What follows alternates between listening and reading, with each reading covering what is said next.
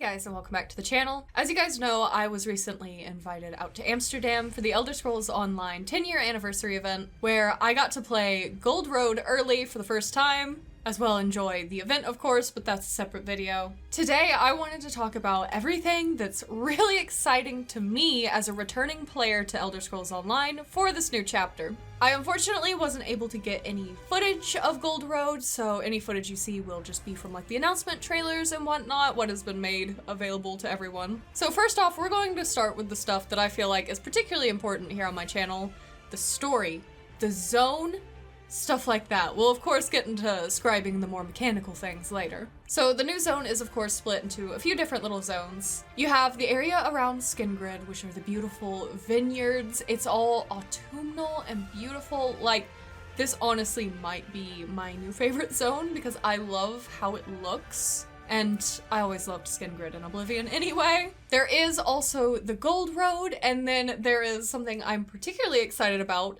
the Dawnwood, which is this area of Volenwood's jungle that's like encroaching on Cyrodiil. It just appeared overnight. It's absolutely stunning, but not only does it look cool, but it also is going to open the doors for more Bosmer lore and culture to be added into ESO, which of course is something we haven't really seen since the game launched in 2014. And while I may be a Dunmer main, I still love the Bosmer. I find them very fascinating, so I'm really excited to be delving more into their culture, you know, their lore, storylines just around them. This is of course a little bit spoilery, but if you're watching this video, I'm going to assume you're okay with Necrom spoilers. Of course, in Necrom, it ended off on a cliffhanger that there was a forgotten Daedric prince, that Hermaeus Mora just wiped her existence from everyone's memories. Well, she of course has now been remembered, and after doing the prologue quest, which I just finished, and if that's not up before this video, it'll be up soon. But Athelia is freed, and it seems like in Gold Road, she's going to be wandering around the new zone, Westweald, with amnesia. And at some point, it does seem like some of our quests are going to actually involve like getting to talk with her, and I don't know if we're going to be helping her at any point. I wouldn't think so, but maybe. I'm loyal to Hermaeus Mora, but there is also a patch of the Westweald that's kind of been like scarred by this change that's overtaken it. So there's a lot of strife around that. I'm just very excited to see where the writers are taking this storyline. Cause like obviously by the time of all the mainline games, she's been forgotten again. So I'm very excited to see how this all goes down. And of course, we cannot talk about Gold Road without talking about scribing. Now, I didn't get to complete the full questline going into scribing, which does seem like it'll be really interesting, and whenever Gold Road comes out, we'll of course be doing that together. But I did get to have a hands-on with all of the available skills to be scribed. Now these, if you didn't know, are skills like in the weapon lines, the Alliance War lines, like Mages Guild, Fighters Guild, you know, that sort of thing. Not your class skills, though I am hoping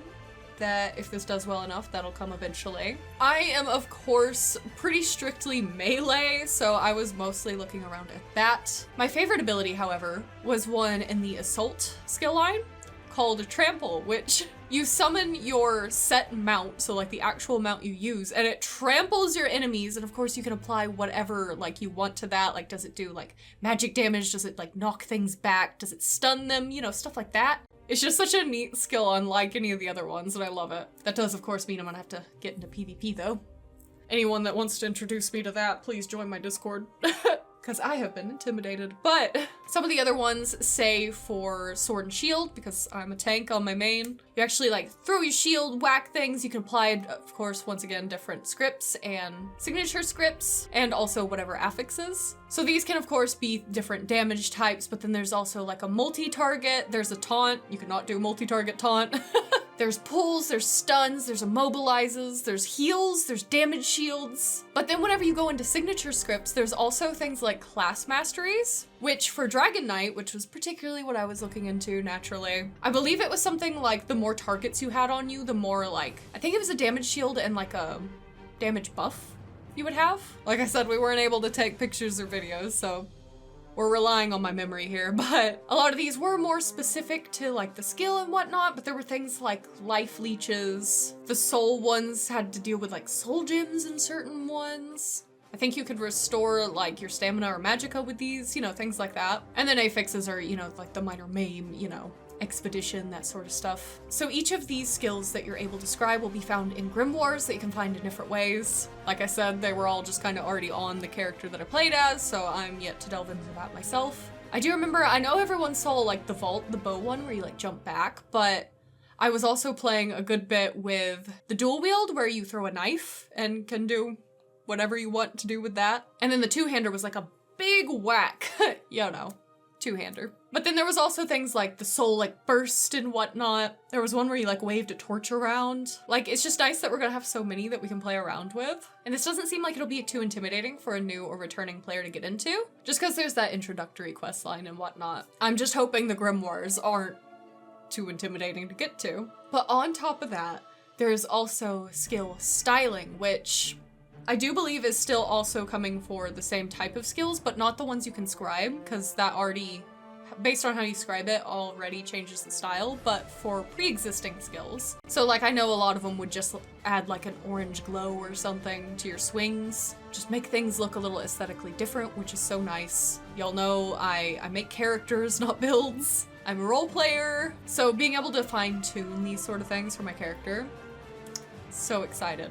What I really hope is that styling will also come to classes, which might mess with class identity a little bit, I don't know, but something one of the other creators brought up at a roundtable was like, oh, well, they're playing as a vampire Templar, but it's kind of weird to have their vampire with all of these golden spell effects, and wouldn't it be cool if it could be red or something? Or say, like, making the fire green for my Dragon Knight, or something like that. The Arcanist stuff purple, you know? Only thing is, I feel like it might need to be toggleable if they do that for PvPers.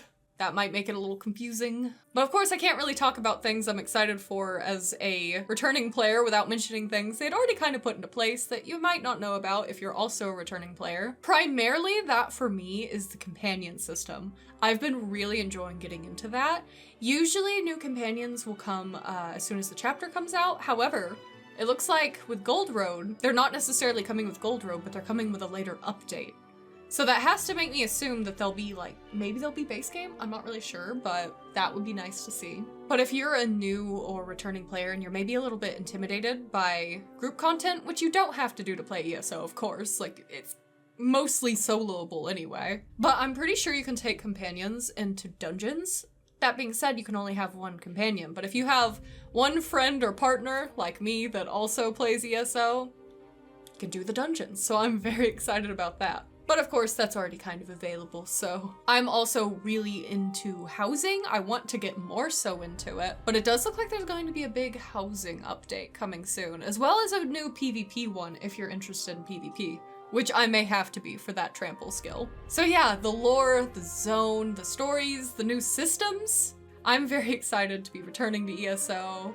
I know a lot of you guys have actually told me that you're returning players as well, that my ESO and Order series kind of sparked you to want to play again and like try Arcanist and all that, which makes me so happy. Like, I'm so glad that I could inspire you. If you're not already part of my Discord, I'm thinking about revitalizing my guild pretty soon, just because I would love to do more like world bosses and whatnot. That used to be something I did with the guild. And then of course, you know, if we're wanting to do dungeons or trials at some point, we can do that as well. So the link to my Discord is in the description. You'll just have to send your ESO name into the guild chat there if you're wanting to join fellow returning players into the game. But yeah, let me know if there's anything I didn't mention that you're excited about for this Gold Road chapter down in the comments. I'm sure my brain has been so like, whew, all over the place this past couple of weeks that I probably forgot some stuff. If you enjoyed this video, don't forget to leave it a like.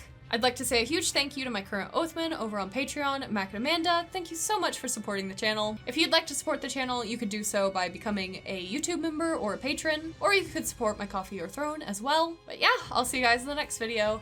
Bye-bye.